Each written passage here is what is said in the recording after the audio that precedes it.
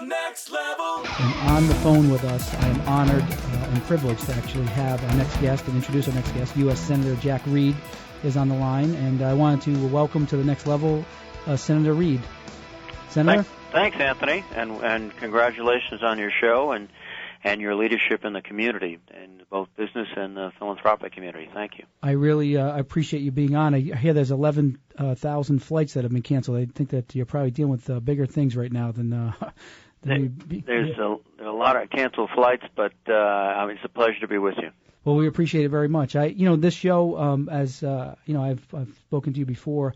The show is about getting businesses in Rhode Island to the next level and helping them, both by way of providing resources, mentoring, helping companies get to the next level. So I kind of wanted to throw out some of the frontline information that we're hearing. Certainly I'm hearing, and we own several businesses as well, is there seems to be a little bit of improvement out there, and certainly in the Rhode Island economy, slightly, but certainly moving in the right direction. I wanted to kind of get your take on it. And see what you're seeing and what you feel for 2011 and beyond. Well, there's some encouraging signs. I mean, you've got a rebound in the stock market, which affects a lot of people through their 401k plans, through their retirement plans, and you're seeing indications that lending by banking institutions is picking up, and those are good signs. But until it translates into increased employment, we're not really at the point of a stable and sustainable recovery. And that has to be the focus in terms of getting jobs. I mean, some of the good news in Rhode Island, it can be traced back to in one area, the defense sector. Just a week or two ago, we were with Electric Boat. They've got the best outlook they've had in several years in terms of stability, employment going forward. That helps other small companies in Rhode Island who are vendors to Electric Boat. That's one example, but we can't rest. Until we get a much more robust employment situation, we still have a long way to go. So what I'm trying to do, certainly, and I'm just one microcosm of the whole thing, but we're trying to galvanize businesses together to work together arm in arm to move our state forward, our local economy forward. And I don't know if you had any recommendations. How do we, because I'm certainly, sometimes I'm a little miffed at how to do it. I'm trying. Is there a way that we could do that you may, words of wisdom here that would actually help galvanize and get our businesses together to work together to move our state forward? Well, one thing that is available and sometimes overlooked in the hustle and bustle of, frankly, trying to run a small business particularly, is that there are some areas of expertise. You've got the Chafee Center at Bryant University, which is trying to focus on small business development, exporting. You've got the Small Business Development Center at Johnson & Wales. You've got manufacturing assistance programs. There are areas, and it all boils down to, in many respects, continuous learning and learning from others. I mean, letting successful entrepreneurs who've already made progress share what they think is the key. And I think, again, this goes to the value of your show, which is to bring on the air people who have experience, people who have techniques, people who have experiences that are relevant and valuable. But there are places that I would recommend at Bryant, at Johnson & Wales, the Small Business Administration, an often overlooked resource in the state. That is someplace where people should go, and we'd be glad to help through my office. We had Gene Hewitt on and Mark Haywood on last week from the SBA, and that actually was hit by, it's nationwide actually, because this podcast actually goes nationwide. Right.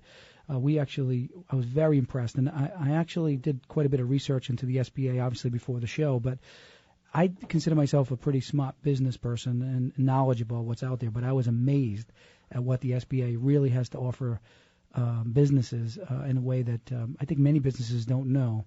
So I don't know if that's what you're experiencing, but certainly. No, that's true, Anthony. I think there's usually the first set of questions that businessmen and women have, they're not unique to that person or that company. They've been asked before. There's been answers, and they're available. It's just networking. And again, this goes to what I think you're about, which is putting people in touch, sharing best practices. There are places in the state that are doing that. And we've got to do more of it. And then, frankly, the the other reality is we're no longer competing against, businesses across the state border. It's international.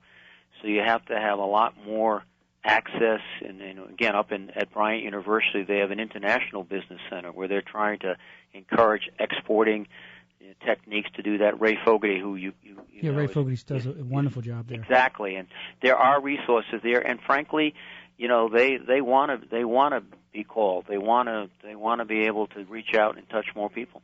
So, what resources can so your office? I know your office provides. Let me say this. From our perspective, from my perspective, certainly, I think that you do an incredible job, and you are a true statesman, and I have to commend you on that. I can't think of another politician that people emulate and try to look up to than you locally, certainly. So I do want to say that to you, and I've said it to you personally, but I do want to say that on the air because as I come across different businesses, and I come across literally hundreds of them, everybody seems to feel the same way about you. So hopefully you pat yourself on the back enough to know that you're doing a great job. Well, you're too kind. And first, I have a great privilege, which is to represent the people of Rhode Island. And frankly, I'm very fortunate to have this privilege, and I just try to work hard. And it's just it's all I can say is I try to work hard. The other stuff is hopefully it works out, but I just try to do my best. Congratulations on your possible. I think you're going to be doing the subcommittee of the Appropriations Committee. Yes. You're certainly on Appropriations Committee, but now you're in line for a chairmanship. Right. So can you tell us a little bit about that? Because that's incredible. It is an area which has significant jurisdiction. You've got Environmental Protection Agency. You've got the Department of Interior. Most of the Department of Interior functions, which deal with offshore development, such as wind development.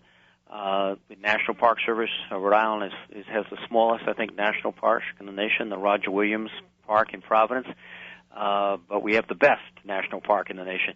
So it's I think, an opportunity to try to ensure that these agencies are appropriate stewards of the government that are balancing the needs of regulation, but the needs of economic growth too. No, I have to agree. Some of the legislation pieces that were passed last year as well, as far as economic growth, I was pretty amazed. I was shocked as a business owner to see the number of pieces of positive business pieces of legislation that were in. What was your experience there? Because that's seemed to be everybody came together to make that happen quickly. It was. There was a significant and productive session. I mean, it was a lot of controversy because of the real problems we face. I mean, this is the worst economy we've had since the Great Depression. It's improving, but not enough, not fast enough. But through not only the Recovery Act, which has been able to put some resources into the state, help support the projects, put people to work, but also financial modernization.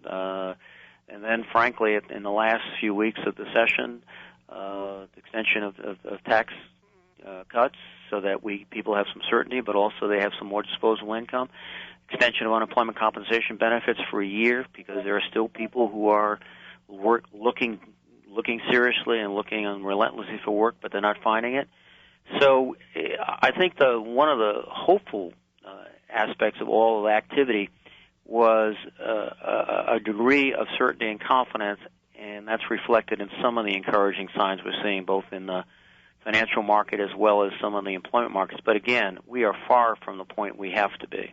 No, I certainly agree with you. I think that we have a little ways to go. Do you have any recommendations for businesses out there? Because what I see, I guess, is a little bit of a stalemate. Businesses are nervous. They want to add jobs. We have the ability to probably add some jobs, but there's a nervousness of where things are going. So they're actually kind of almost not doing anything. I don't know if you had a recommendation for those businesses. No, I think that's exactly where business is located at the moment, which is there's some encouraging signs, but they want to make sure that those are true indications of the economy going forward. And I think there's two factors. There's been a very painful reduction by businesses. It's very, very difficult to let good workers go. There's a human element here we have to recognize. No, and so difficult. People aren't going to hire up again until they're sure they can tell that person, you're with us for not just for the next several months, but you're with us, as we look into the future. Mm-hmm. It's certainly a difficult thing. I can speak firsthand. When you're having to lay someone off and also hiring, you're really trying to provide for families. I mean, we always look to not so much the profit and loss as much as the families, and that's what we've done. Well, that's why these wrenching decisions forced by the economy.